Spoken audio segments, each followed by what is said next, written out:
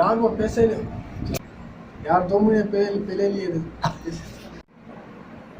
Start है से भी ने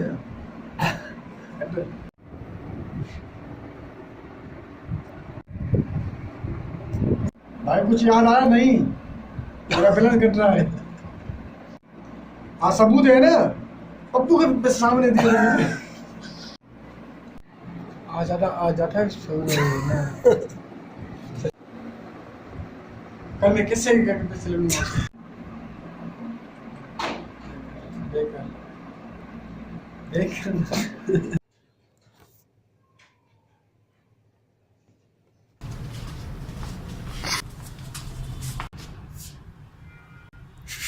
यार वो तुमने दिए थे ना 1 हफ्ते पहले, एक पूरे टाइम पे इसी तारीख है स्टार्ट इसी टाइम पर, क्योंकि स्टार्ट 1 हफ्ता मतलब 7 दिन इस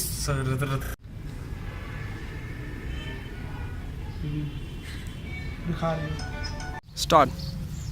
यार मुझे एक टीचर पसंद है।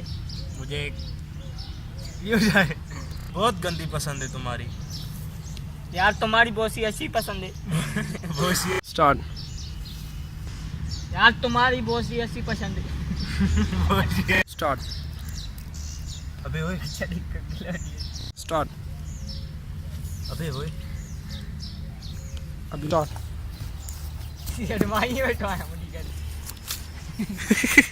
भाई सॉरी गैडेल कर रहा है। स्टार्ट।